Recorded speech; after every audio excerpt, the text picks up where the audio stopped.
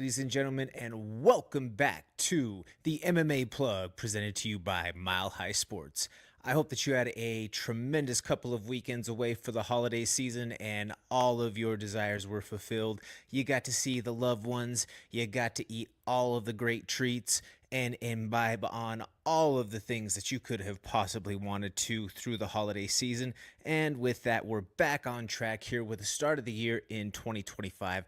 I'm your host, Jordan Kurtz. You can give me a follow along online at Comments from the Peanut Gallery. First and foremost, I want to give a massive shout out to our crew here at the Mile High Sports Network for everything that they do right now. As you see, the Denver Broncos are firing on all cylinders.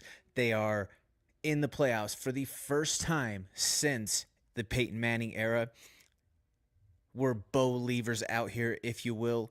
Bo Nix has been a shining light here for the Mile High. They were able to go out there and completely put the screws to the Kansas City Chiefs over the weekend to be able to clinch that playoff spot. Yes, I understand that it was against the JV squad, ladies and gentlemen, but you know what we got to say? If you're not down with that, we got two words for you. The thing is, they went out there and they played against the competition and they did what they needed to do. They went out there and they picked up victories, and that's all that you can say about that. You can't control who the other team puts out there on the field. The Broncos, you could say, people want to say, they were running up the score. Well, you could say it from that perspective, or you could say, well, they hadn't had their best couple of performances the couple of weeks prior to that. So you want to make sure as you're heading into the postseason that you've got all of those little creases ironed out as you head to that cold frontier up there in Buffalo this weekend to face the Bills Mafia and Josh Allen. Aside from that, we wrapped up the season from the collegiate football perspective. You have CU, who they stubbed their toe in the bowl against BYU. CSU didn't get off the bus in the Snoop Dogg Bowl, but there's going to be a lot of the headlines from the college football season as we head into the draft prep. Obviously, Colorado might have two of the top three potential picks in the draft. You have Shedeur Sanders as well as Travis Hunter. Make sure that you keep on checking out the boys here at the Mile High Sports Network for all of the latest and greatest on those fronts. I know Cody Rourke was boots on the ground yesterday for that final game at Empower Field at Mile High. You have Neil Piro, who's been doing tremendous work covering the CU Buffs, and you have the Nuggets and the Avalanche in full swing, so there is no shortage of content to go around here at the Mile High Sports Network, whether it's on the podcast side, the YouTube, the social medias, the website, the radio side of things, merch, anything that you can imagine. There are going to be content opportunities for you here from the Mile High Sports Network. So again, just want to give a shout out and give all of them their flowers. Make sure that you follow on all platforms where you possibly can. Hit that like, share, and subscribe. As we transition into a little bit of a preview for some events that are coming up in the next few weeks here on the Front Range, we always want to stress the message and the emphasis here at the Mile High Sports Network and from the MMA Plug. If you have the opportunity to buy tickets directly from the fighter, please do so. That helps for their ticket commission. That helps them be able to grow their brand and their platform as they continue to grow within their journey on this martial arts path. Ticket sales are a big thing, whether it is paper tickets in hand or selecting that promo code online. That is something that I highly encourage all of you to be able to go out there and do. We have next weekend Sparta kicking off the 2025 season for things here in Colorado. They've got a couple of events going down. They have a Striker's Delight where it's going to be nothing but the sweetest of the pugilist science. You have strikers that are going to be getting down and everything from boxing, kickboxing, Muay Thai, all the above there in the mix. And then they're going to have a show where they have a full MMA card that's running, and you have a lot of the local mainstays that you've seen on cards across a plethora of the promotions that are out here. You have Guys like Aaron Beltran, who is also a business owner in the community with Beltran's up in Broomfield area. Tremendous tacos if you ever have the opportunity to go check them out there. But like I say, ladies and gentlemen, there is a lot of action that is going to be going down as always in Colorado, and it's booming. There are more shows that are going to be happening than ever before, especially here in this first quarter. A couple of weeks following from that first weekend in February, you're going to be having action from CJJC. CJJC is going to be back in action. There is a lot more big announcements on the horizon for CJJC, and from our crew there with the broadcast side of things, a lot of, dare I say, entertaining prospects that are going to be announced here on the short horizon here, ladies and gentlemen. Like I say, there is no shortage of opportunities on the front range for combat sports, and it's a growing scene. It is such a supportive community. If you have the chance, please come and check out these events. Guys, if I'm not mentioning a show that you are part of, a show that you're going to, something that you're running, promoting, so on and so forth, please reach out to me. I will be happy to plug your show and make sure that we create as much awareness out there so that we can continue to support ourselves here in this Colorado combative sports community as much as possible. The first weekend in March, we have a couple of events that are going down, or I should say, end of February, last weekend of February, first weekend of March, same thing, basically, pretty much, 28th runs up against 21st, or excuse me, the first, so on and so forth. You have Muay Thai State Championships going down that weekend. You have Battle MMA Championships that is going to be happening down in Colorado Springs. There are going to be a lot of pros, a lot of the amateurs from the mainstay gyms from the Front Range. They're going to be getting down on that card. You also have the return of Colorado Combat Club on March 1st. That's going to be going down at the Stampede. Doors are going to be opening at 1, or excuse me, doors at noon, fights roughly around 1. We have 3 pro fights on the card that you definitely don't want to miss. I mean, they're all worth the price of admission within their own respective right. In the main event, you have the Steel City Kid, Nico Cornejo. He's going to be taking on Miguel Barrientos. That has dogfight written all over it. You have 2 guys with this style that is all gas, no brakes, and they both fight the same. It's both a Mexican brawler style that somebody's going to be leaking, somebody is going to take some damage, and that's a fight that right there alone, again, you could say, hey, we have one fight that's happening and we're going to charge you this amount. Well, take my money, because that's a fight that I believe is worth the price of admission right then and there. You have a rematch in the co-main event that's going down between Juan Rosales and Alex Rego. Now, this first matchup happened a little over a year ago on a Colorado Combat Club card. That matchup saw Rego have a little bit of an advance or some success in the early rounds, but then Juan Rosales was ultimately able to stick to his game plan. He was able to find the calf kick, hit the drop foot action on Rego, and finished him with a leg kick TKO. Now, like I say, this is a matchup between a couple of young, talented flyweights out there on the Colorado scene. A couple of guys who are definitely hungry to be out there in the mix with each other again. Rego believes on the thought process or the side of things that, oh, well, it was kind of a freak thing with the leg kick. Juan on the other side, Juan says, nah, man, that was all skill. That was definitely something that was stuck to, and yeah, it's going to be a fight. You step in there with me, and you better be willing to dig deep. And I think that we're going to see a matchup again, a rematch between these two where they have a high pace, high volume style, and they're gonna go after it with each other.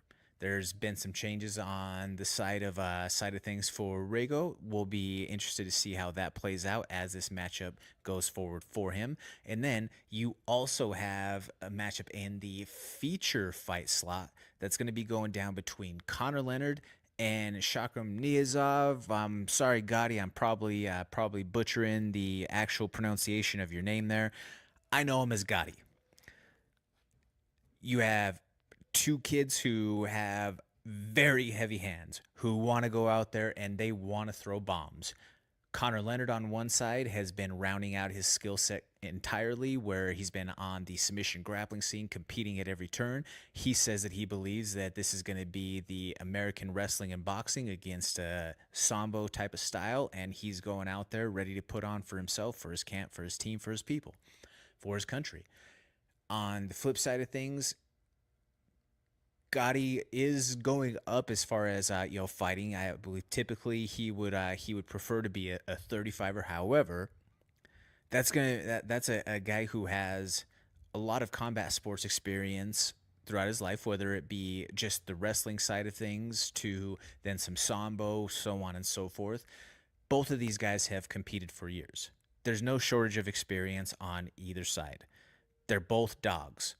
They're both two who have a kill or be killed type of attitude, have a chip on their shoulder. So for all of those reasons, that's why you need to go and check out this show at the Stampede on March 1st for Colorado Combat Club. Guys, there were so many things that happened over the course of the last few weeks while we've been away for the holidays, and while there hasn't been any sort of UFC action and fight cards. There was a couple of events with the Usyk and the Fury, to the Ryzen show on New Year's Eve. Those things didn't really hit a whole lot of traction on the radar when we put some feelers out there, but there were a few major headlines or things that popped up over the course of the last few weeks on the UFC side of things, the PFL Tour end, and a couple of things that happened from the regional level into that pipeline. And we're going to cover more of that throughout the course of the rest of this program, as well as obviously the UFC Fight Night preview for this weekend, and closing out the hour by going 3 rounds. After the break, we're going to be talking a few more of these headlines, as well as getting into that UFC card breakdown.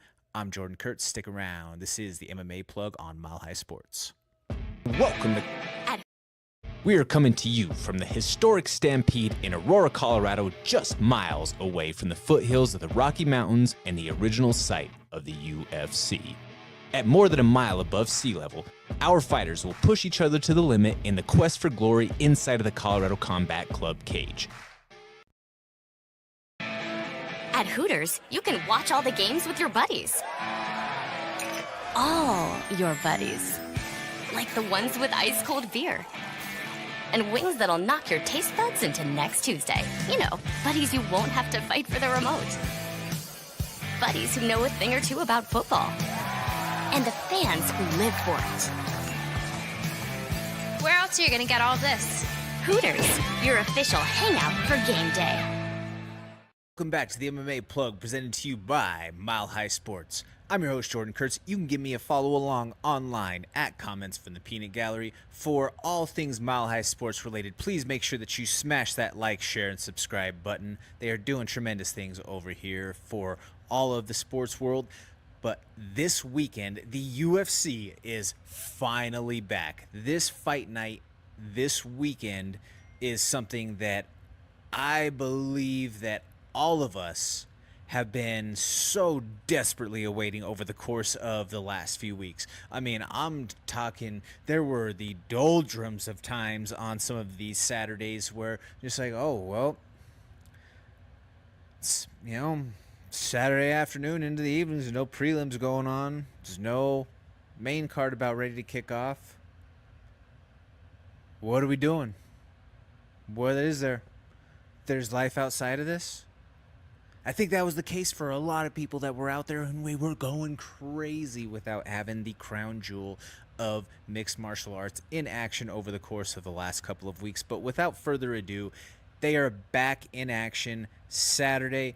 If you are familiar with the Denver cards, to some of the Denver shows all the way down to the regional level that's happened over the last few years, you're going to have a great deal of familiarity with some of the fighters that are on this card, even though they might not be Denver fighters or call Denver their home anymore, or so on and so forth. They've either fought in Denver, have trained in Denver, fought on a regional Denver show, whatever it may be. There are a lot of connections here with it being a fight night card that has the massive pay-per-view that's kicking off next weekend, so you maybe don't get as many of those A-list names. There's still a lot that you can be attracted to and be able to follow along this weekend with the action. In the main event, you have a fight between Mackenzie Dern and Amanda Ribas. This is number 6 taking on number 8 respectively. This is a matchup between a couple of ladies who they have had some up and down levels of success. They've had history before. The tale for them, I believe, is can they stick to their game plan? Can they stick to what they want to do in order to get to victory? There is the strong presence of judo from Amanda Ribas. There is obviously the decorated resume in the jiu-jitsu world of Mackenzie Dern. Both of them on the feet. I think that Amanda Ribas probably has a little bit cleaner striking. Mackenzie's a dog. Mackenzie's willing to go out there, throw caution to the wind, and brawl it out. But that's also where there's been a lot of issue that has came along the way in this journey for Mackenzie. And I think that it's fair to say that in some of her last couple of outings, she's taken a step back on the striking side. When she was making that initial push and run toward that title shot, when she was working heavily with Jason Perillo, when she was prior to all of the marital drama and the ongoing things that have happened with her from her ex, along with Antonio Tricoli, so on and so forth. But it appears that tactically she had taken a step back from where she was. How will that foray into the weekend? We'll see. I have always maintained the position that I sincerely wish, that I could love anything in this world with the exuberant joy that Amanda Ribas loves chocolate. It doesn't happen that way. She is a bundle of joy. I can't wait to see what media day is like for her tomorrow.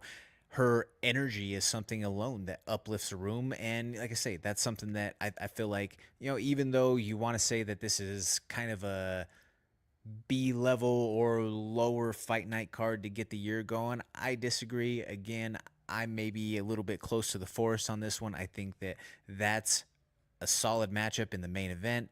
You have a couple of entertaining personalities that are going to give you some sound bites and have some newsworthy elements to them throughout fight week. And then you have a lot of vets and rising prospects on this card that we're going to continue to talk about more over the course of these next few minutes. Speaking of, in that co-main event, you have a guy who was a fixture of this Colorado card. He didn't get his hand raised that night, but he is a longtime mainstay of that welterweight division. That is the Argentine dagger. You have Santiago Ponzinibbio. Santiago Ponzinibbio is taking on Carlston Harris. Carlston Harris has been a guy who is on the rise. You see, obviously, what the tail of this tape is right here.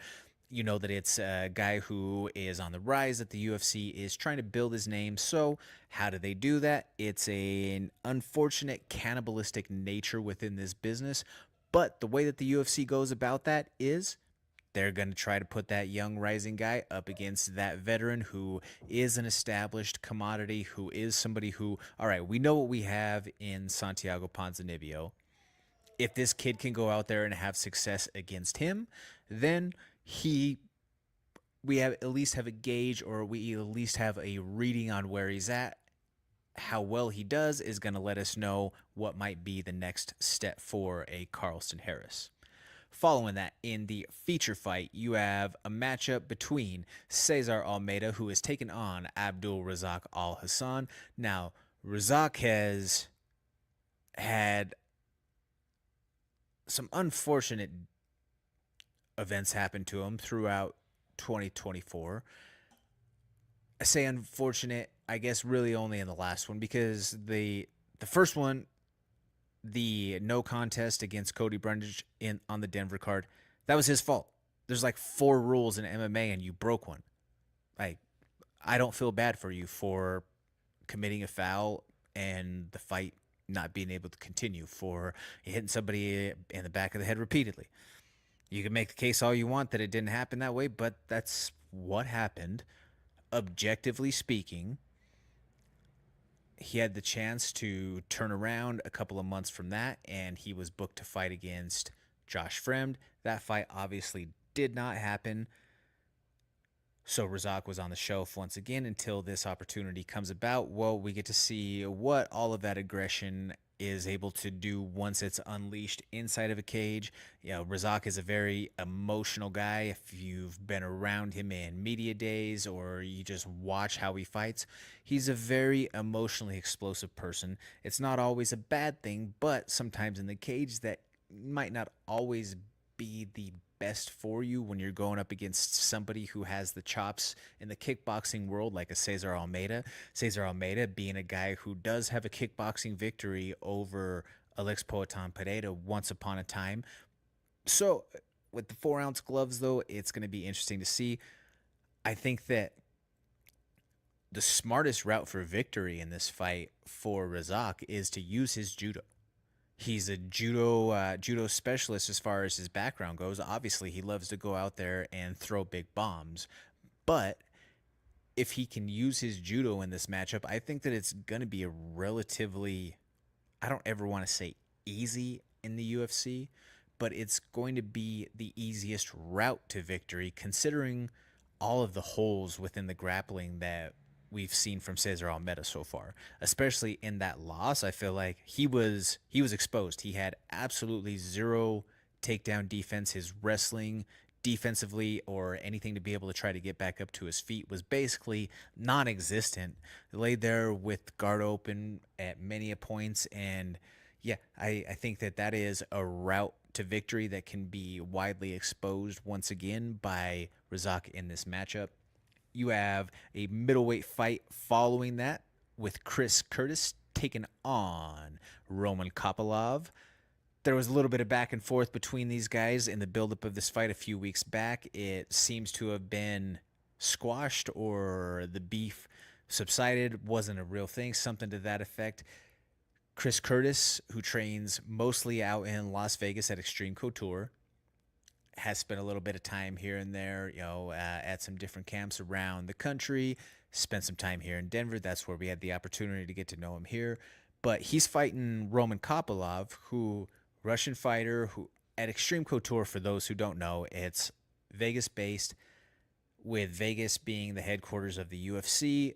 There is no shortage of UFC fighters or just fighters, period, that are going in and out of Extreme, just by the nature of the location, how they run things, and where they are. That's not to say that that's a bad thing by any stretch. It's not to say that it's a good thing. I'm just merely putting that out there so I can set the context for the beef scenario that happened between these two fighters. Action Man Chris Curtis puts out the allegation via social media that there were a couple of Russian dudes who showed up at the gym once the fight had gotten booked, were there for a couple of weeks trying to be a part of the team. Then they went ghost, fall off the face of the earth. They reemerge, and they're seen with Kopylov. That was the allegation from Chris Curtis. Apparently, that's not how it went down, and they spoke to each other via the DMs, and Roman Kopylov was like, hey, man, like, what you accused me of was kind of not cool. Like, I've got a lot of people coming at me now. And, I'm just Russian Chase Hooper over here. Like, I'm not really a bad guy. Like, give me the benefit of the doubt here. I'm not going in and sending Russian spies into your camp. Whether or not that was actually the intent, what happened, or whatever, who knows? The public story between the two of them that has been released to all of us in the public is that is no longer a thing. The great part about all of that is we get to see them put on 4-ounce gloves, go out there in the octagon, and slug it out on Saturday. This is the first time that we'll have seen Chris Curtis back from that short notice bout that he took on against Brendan Allen. He tore his hamstring completely in that fight. I'm interested to see how this will go between the two of them.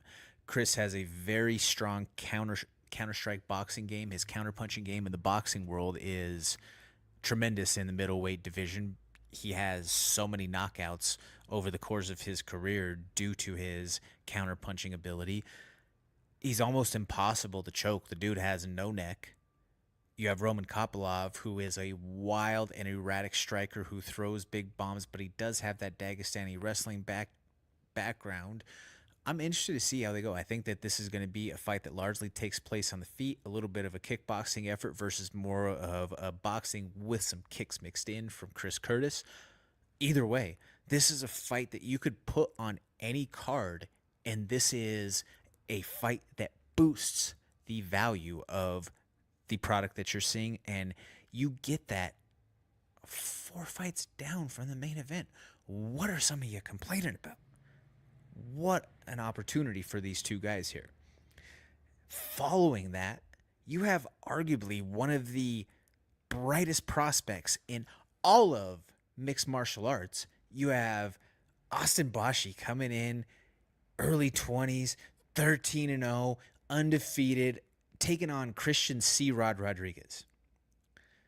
C-Rod seems to always kind of draw these young guys who are on the rise, these hype trains, if you will. He fought guys like Cameron Simon, Raul Rosas Jr., Isaac Dolgarians of the world.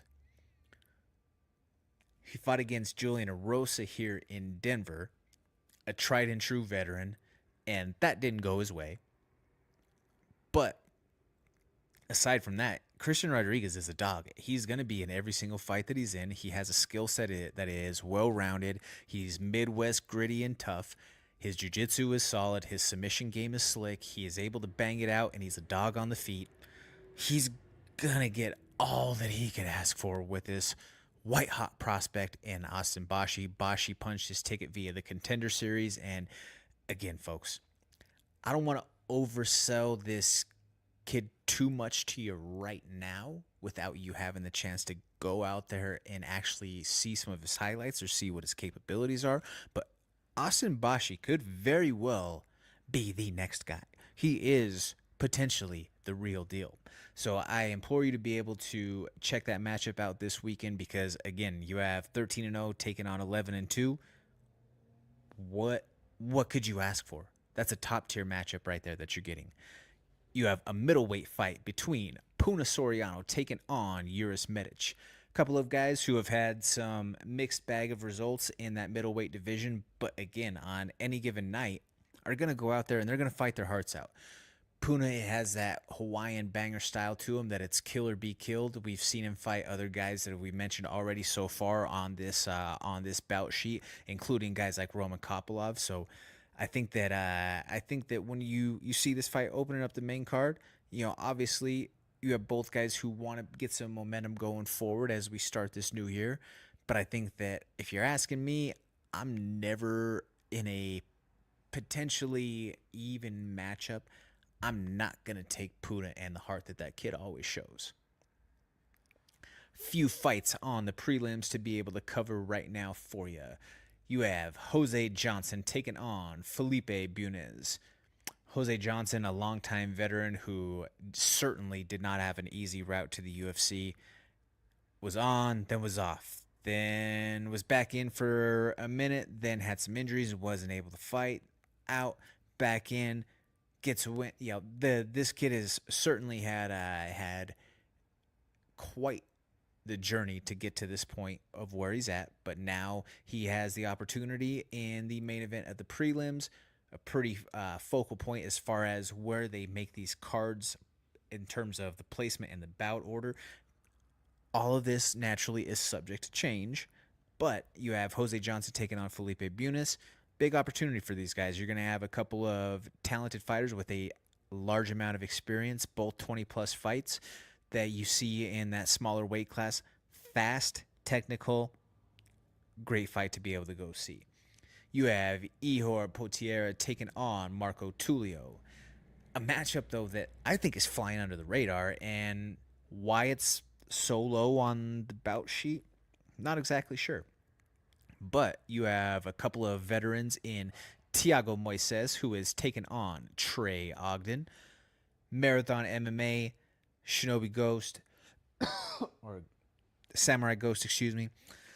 Trey Ogden is a guy who he's a grinder.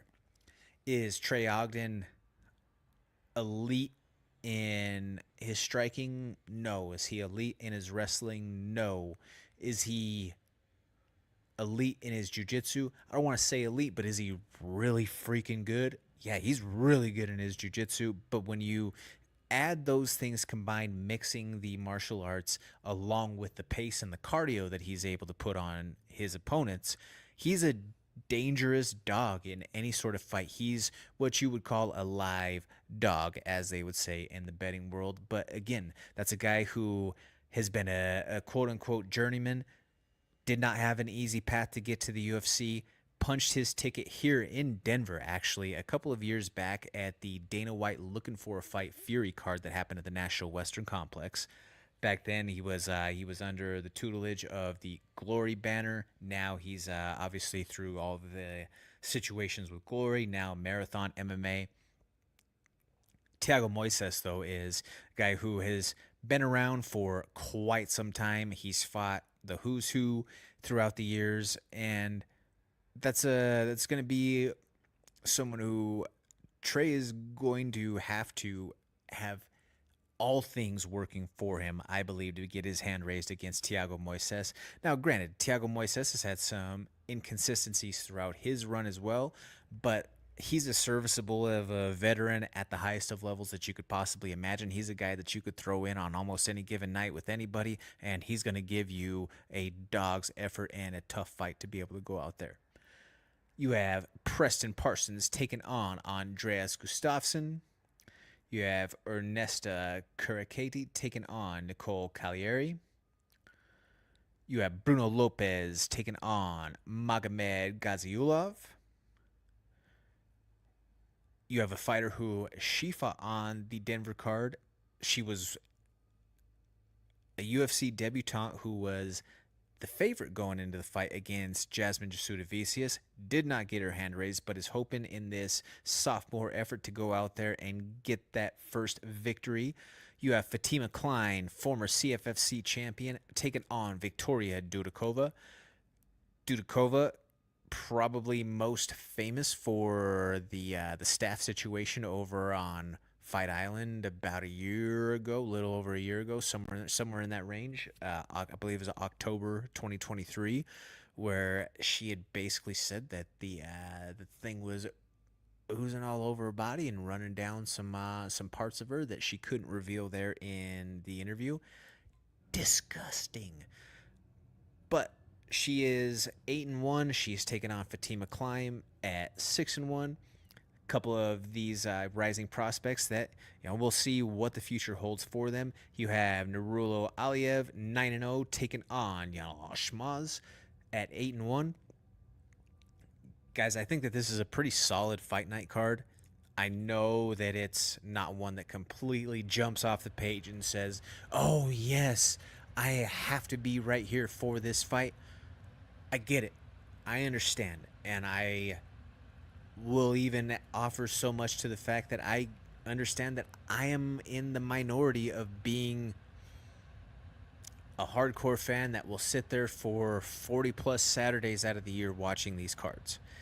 It's just the life that chose me, I guess. But are there matchups out here? Are there any particular fights that stick out to you that you want to hear more about, that we could chat about maybe online or on social media? You could reach out to me, Jordan Kurtz, at Comments from the Peanut Gallery.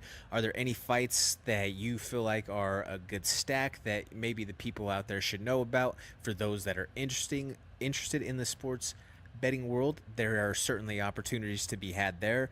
It's not my cup of tea. I don't gamble myself, but I definitely recognize that there are a lot of people out there who make a lot of money doing so. So, hey, for all those out there doing it legally, my respect to you there.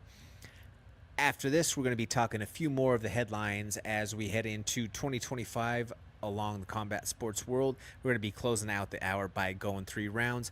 I'm Jordan Kurtz. Stick around after a minute, folks. This is the MMA Plug on Mile High Sports. Welcome to Colorado Combat Club. We are coming to you from the historic Stampede in Aurora, Colorado, just miles away from the foothills of the Rocky Mountains and the original site of the UFC. At more than a mile above sea level, our fighters will push each other to the limit in the quest for glory inside of the Colorado Combat Club cage. The MMA Plug presented to you by Mile High Sports. I'm your host, Jordan Kurtz. You can give me a follow along online at Comments from the Peanut Gallery.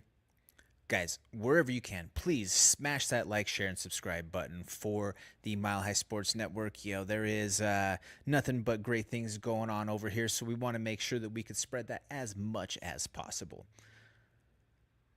We talked about it a little bit earlier on, but the PFL just continues to fumble at every turn possible. It's almost like you're beating it to a bloody pulp about how much of a dumbass doofus Don Davis is at this point. But the man just cannot stop with the open mouth insert foot routine.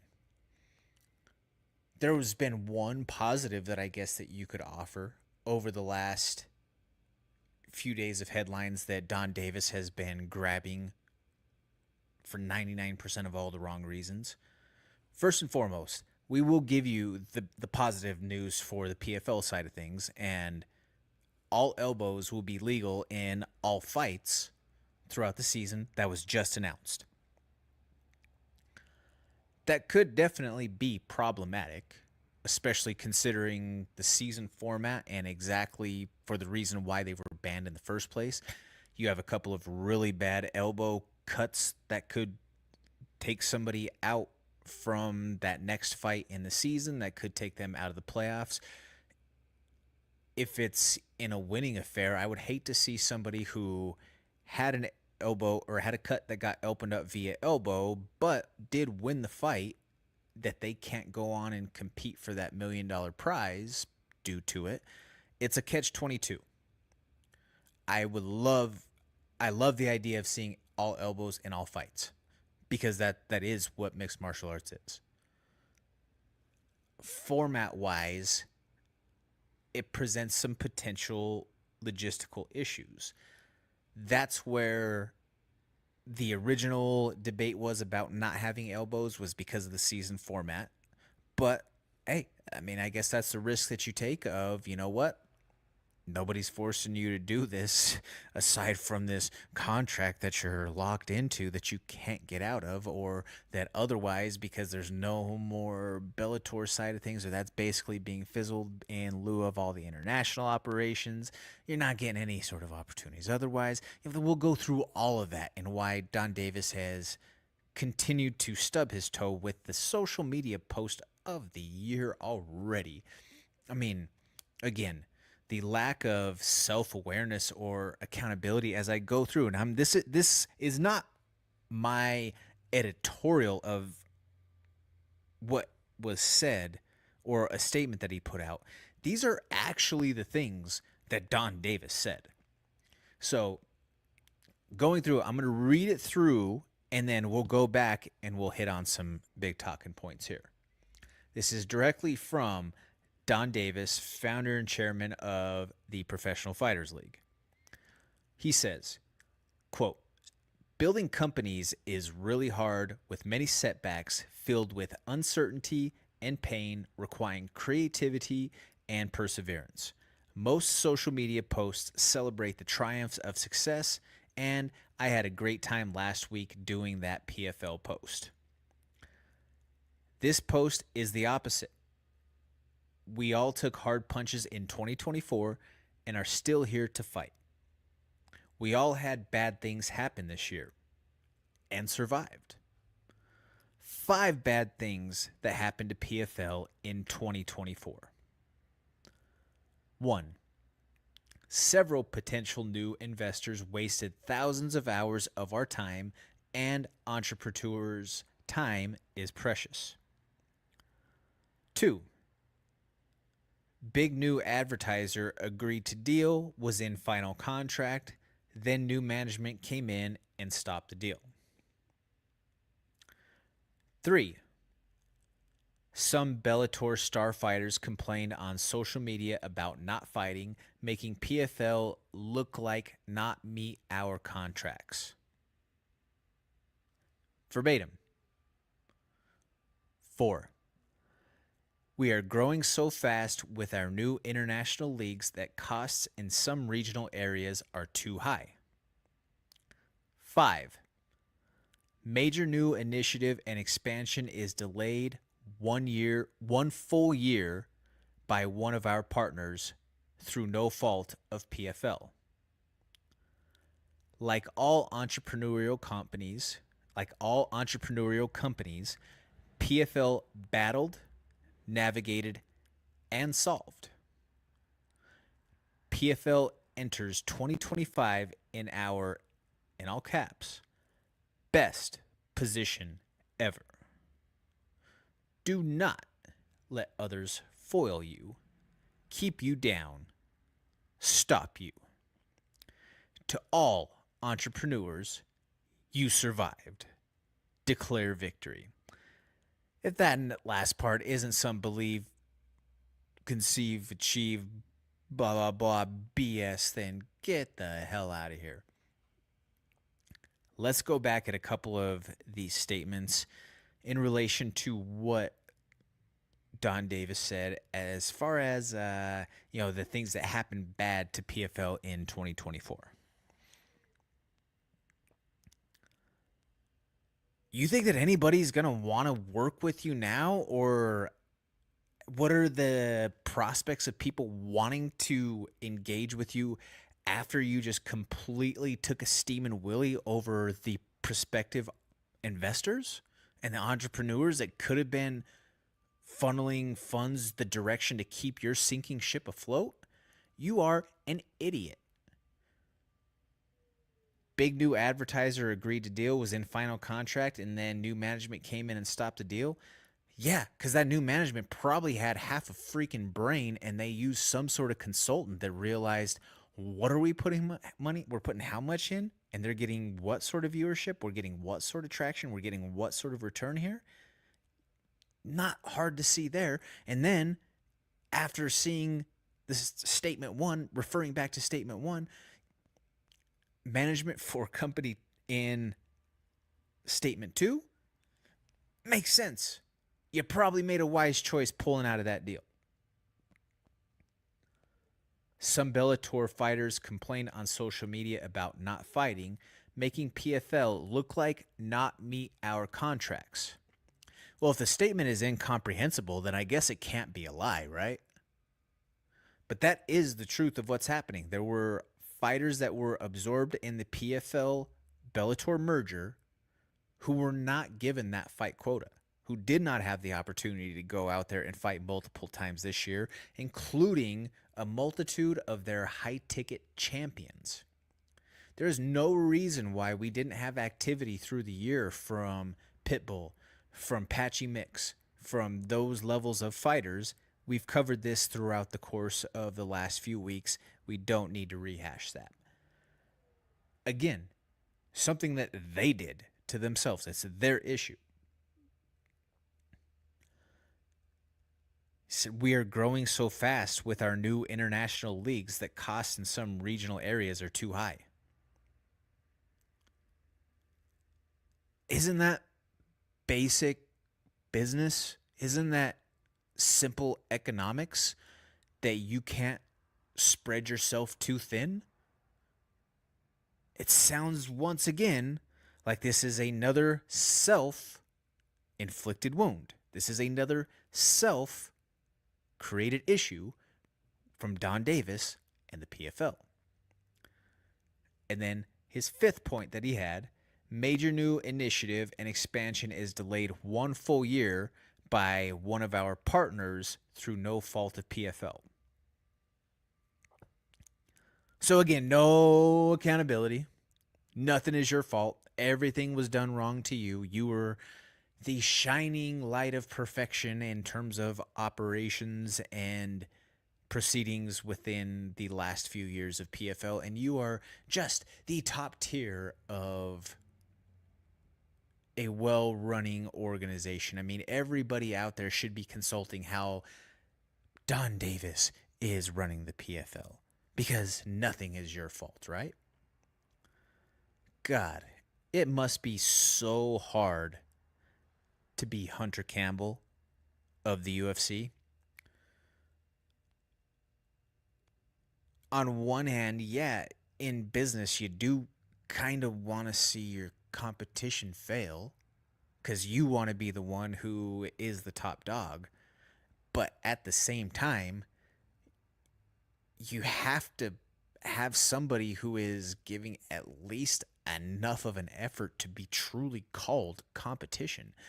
And with idiotic moves and insane practices, the way that Don Davis has handled the PFL over the course of the last few years, and the way that he has been just this lightning rod of saying everything possible wrong on any microphone that gets put in front of him.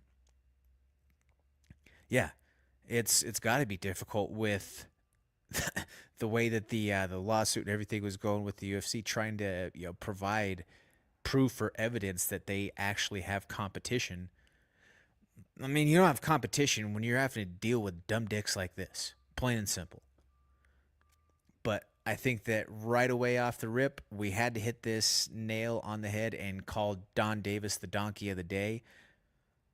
What way to start off 2025? I mean, we're going to see how that season format plays out for them. I believe, as we mentioned last year, that it's ran its course. You had a standalone event that had bigger traction than the Night of Champions, where they went and gave out $6+ million. And the higher viewership, or the bigger event, had dismal numbers. So that's the state overall of the PFL. The writing is on the wall. Is this the last year that we see the PFL? I don't know that 2025 is the last final year, but this might be the year where we really start to see the wheels fall off the cart before it becomes a total fire sale. What do you guys think? Let me know in the comments. You can hit me up on social media at Comments from the Peanut Gallery. Stick around after the break, folks. We're going to be going 3 rounds to close out the hour. This is the MMA Plug on Mile High Sports. Welcome to Colorado Combat Club. We are coming to you from the historic Stampede in Aurora, Colorado, just miles away from the foothills of the Rocky Mountains and the original site of the UFC. At more than a mile above sea level, our fighters will push each other to the limit in the quest for glory inside of the Colorado Combat Club cage.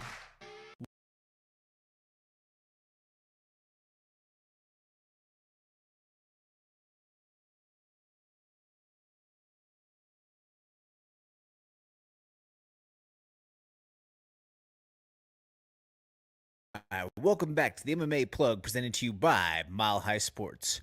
We're going to go through a couple of predictions for 2025, talk a couple of fighters who may make their last trip to the octagon during this trip around the sun, and then we're going to go 3 rounds to close out the program for you.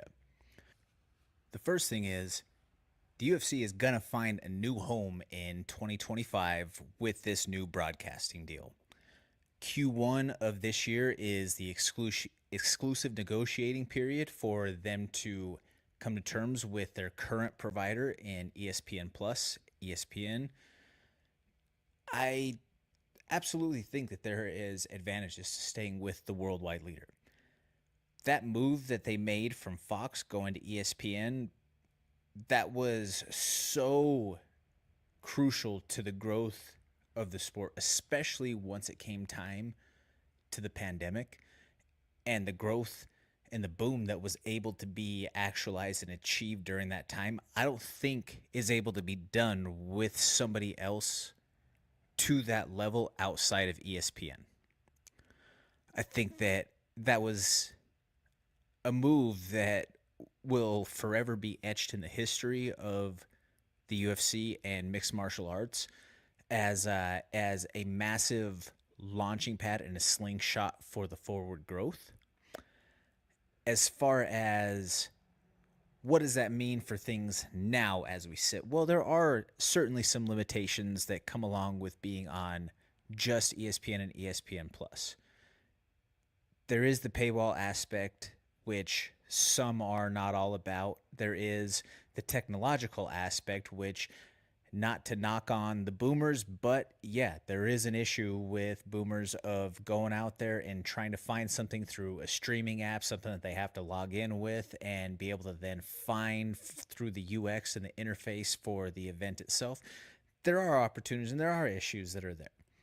But I don't think that any of the potential solutions or the options going forward are going to be without having some sort of streaming service or streaming platforms in the mix. One potential situation that we look at, and it's what you can draw from precedent set from the other major sports out there, there might be multiple networks that are involved, multiple platforms, so on and so forth. When you look at, say, just for example, the NFL isn't exclusive to any one network. Maybe a specific event is exclusive to that event or to that provider. Like, say, for example, Monday Night Football is on ESPN. Sunday Night Football is on NBC. Thursday Night Football is streamed on Amazon Prime. Your two network affiliates for weekend games on Sunday, CBS, Fox. We could see something similar that comes about for the NFL. I don't know, for the UFC that the NFL uses. I don't know if that's exactly the model that they're going to go with, just because it is a bit more of a niche audience as compared to the wide net that the NFL is able to cast. But I do think that this is certainly something that could be a potential option out there.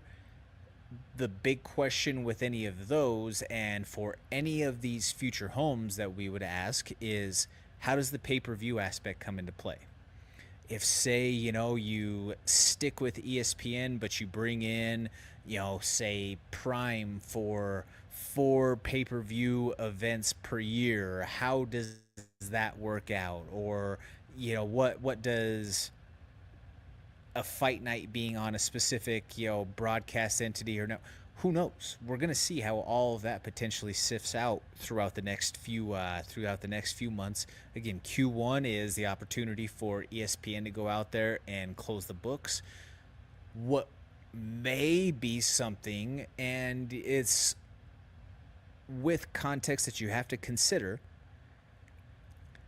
the WWE, which is owned by TKO, the same parent company who owns the UFC, they are now on Netflix. Netflix has made a major push to get into the live events streaming business. Started off with a couple of comedy shows through the years. Then they had the Paul Tyson matchup. They have the NFL that was there on Christmas. And then now they've got the WWE. As mentioned, WWE Raw is on Netflix. That is something that I question. How does pay-per-view come into play with Netflix? Because yes, it's behind a streaming wall, but you're going to be looking at that one way or the other with any platform for just your standard run of events. You'll call it your fight nights. But then when it comes time for your pay-per-view cards, how does that work out with Netflix? I'm not exactly sure how that would come into the equation right now, but one thing that I would be looking at if I'm Hunter Campbell, if I'm the UFC, if I'm all the way up the chain, already so on and so forth, I'm looking at, can you buy me out of the pay-per-view business? What do I mean by that? Well, I mean by buying me out of the pay-per-view business, you give me so much bread in this deal that within that whatever price it is for the streaming platform, that absorbs the cost from what those pay-per-views would be, and we are compensated accordingly within scale of what we would have gotten with those said revenues. Could very well be something that comes into the mix if someone believes in the future of the UFC and wants to pony up that cash right away. We could very well see that. Another prediction for 2025 is that Islam Makhachev will vacate the 155-pound title to move up to 170 pounds, which then opens the door for Usman Nurmagomedov. I mentioned this before. It's nothing new, and it's not like it's an original idea for me. This is all a part of Fada's plan. So I think that 2025 could very well be the year that we see steps taken toward actualizing Abdul Manap's plan. Next prediction, we see a star who is seemingly either at their peak or within their prime years walk away from the game. I think that this could definitely happen. There's a couple of prime candidates out there who I think that we could take a look at. One of them has already somewhat mentioned it, and that's former champion in Aljamain Sterling. He's just talked about how the wear and tear on the body, and he doesn't know if he has it within his. The spirit is still there, but it's a spirit versus what the body is still able to do. At his age, with the injuries that he's had, so on and so forth, he said he doesn't know if his body can hold up for another sustained run toward a title.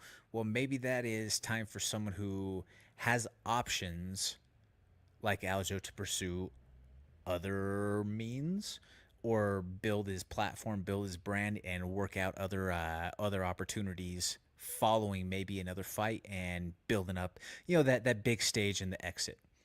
Another one, though, I think that we have to consider at any point now with the money that he's made, the brand that he's built, and the business ventures that he's been a part of and will continue to have available to him just because of who he is, his personality, the platform that he's grown, and the attraction that he's had throughout his run since his viral Contender Series moment. And that's Sugar Sean O'Malley. I think that Sugar Sean could be a guy who he's already achieved the peaks of the peak. He's already won a championship. He's a multimillionaire. He is set financially. He has business ventures out there that he does not have to fight again if he does not want to. He could be able to continue with the ventures that he currently has. However, obviously, he wants to get that belt back. He wants to continue to etch his legacy as far as being a great fighter, because money can buy a lot of those other things out there. They can buy you businesses. They can buy you a lot of things that work towards you materialistically. The one thing that you cannot buy is a world title, the respect of your peers, the respect within the martial arts community or within the fight community as that warrior, as being him. That's something that you cannot buy. And I think that that's something that you see somebody like Conor McGregor cannot walk away from. He has all the money in the world to buy everything that he could possibly want. He can't buy what he once had back. And I think that is the ultimate drug that keeps guys hanging on. Is that the case that we end up seeing with Sean? I'm not sure. I think that there are a few, though, that we could see kind of go this route. And we're going to talk about a few fighters here in a moment who it might be their last trip. But getting back to the predictions for 2025, Khamzat Chimaev will get a title shot. The performance that he had against Robert Whittaker a few months back, I think is certainly title shot worthy. We're going to see that fight with Dricus and Sean, that rematch. And then I would gather to say that if that's not something that is just, we can't not do this trilogy right now, I think that Khamzat is absolutely the next guy. He's been a star in the making for years. That guy has it. He has those qualities about him. I've covered him live in person. I've met and conversed and hung out with the guy on a personal level. He just has an it factor about him. And then when he goes out there and fights, you see it. That guy is a problem. And it's been a foregone conclusion ever since he entered the UFC on Fight Island with 2 fights within a mere days apart of each other, that he will eventually be a UFC champion. I think that he finally gets the shot this year. And last prediction for 2025, we do not see a Conor McGregor return. I just think there's too much controversy and too many things swirling around him. We're going to talk a little bit more about Conor in a couple of segments. But yeah, I think that we probably have seen his last trip to the octagon as a UFC fighter. And now, to close it out, for the first time in 2025, we bring you 3 rounds. In the first round, UFC welterweight Timba Garimbo revealed on the Pivot podcast that he had family members message him with taunts and insults after he lost to Vicente Luque at UFC 310 last month. What are your thoughts? It be your own people sometimes, man.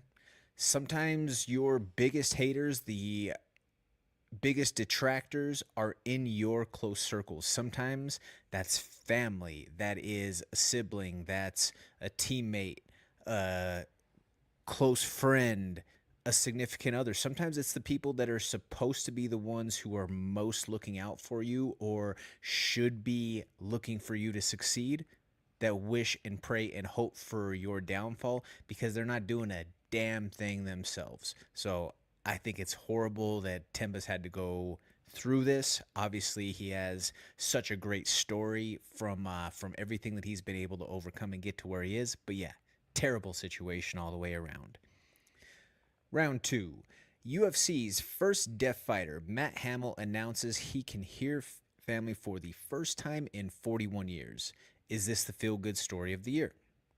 Well, considering we're only 6 days into the year, yes, I do think that this is the feel-good story of the year, but I think that it's a feel-good story that will last throughout the year or across the board. You know, I don't think that it is anything far-fetched to say that's a tremendous story that someone who hasn't been able to hear for 4 decades is now able to hear his kids, is able to hear his family and interact with people around him.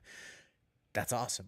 Matt Hamill is probably most known for being the guy who beat John Jones via the DQ with the 12-6 elbows, but let that not overshadow all of who Matt Hamill was. Matt Hamill was a very high-level American wrestler who was poised for success through The Ultimate Fighter Season 3, sustained an injury on the show prior to the finale, didn't go on to fight Bisping, but they did go on and fight. Very testy decision between the two of them later on for what was supposed to be the uncrowned king of The Ultimate Fighter.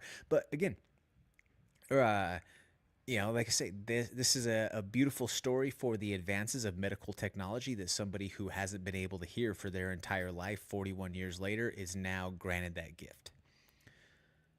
And closing it out, the rumored boxing bout between Conor McGregor and Logan Paul is allegedly going to be a $250 million payout. Is there substance to this, or is this just the Irishman selling wolf tickets? I don't think there's really any substance to this. It's supposedly supposed to be in a cricket stadium that houses however many people, all this, blah, blah, blah. Yeah, if it's a real purse for $250 million, then anybody's crazy not to jump on it. Do I think that it's something that's realistic? I really don't. I don't think that this is a fight that's going to happen or is something that we'll ever see officially materialize. There's so many legalities that have to be gone through from the contractual side of things, especially Conor's still under contract with the UFC, even though it's an exhibition. All the way around, this just smells like a PR attempt from the McGregor side of things to bury certain headlines. In the wake of Conor's SA case and the civil suit and all of the things surrounding that, that was for that time period when you Googled his name, that was what came up. I think that this is a concentrated effort from the notorious Conor McGregor to bury the narrative on himself.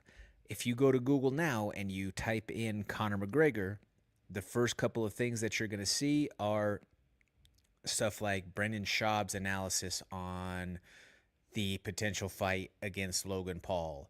Will this India fight happen? Another one was about Eddie Alvarez's recent comments about his performance against Conor, and just things that don't all have any sort of direct connection with the case from a few weeks ago, whenever that verdict was ruled out. This is Conor McGregor trying to play chess through the media and burying the headline on the bad PR. There's a lot of bad that's associated with that. Again, you don't see that immediately right now as soon as you go and hit his name into any search engine. He buried the lead for himself. What do you guys think, though? That's just pure conspiracy on my thought. Do I have the tinfoil hat on? Let me know on social media. Hit me up on Instagram or on Threads. That's Jordan Kurtz at Comments from the Peanut Gallery, or on Twitter at Peanut Podcast. Next week, we're going to be here in the same time, same place. Want to give a shout out to everybody here at the Mile High Sports Network. Make sure you smash that like, share, and subscribe wherever possible. Once again, I'm Jordan Kurtz with the MMA Plug on Mile High Sports.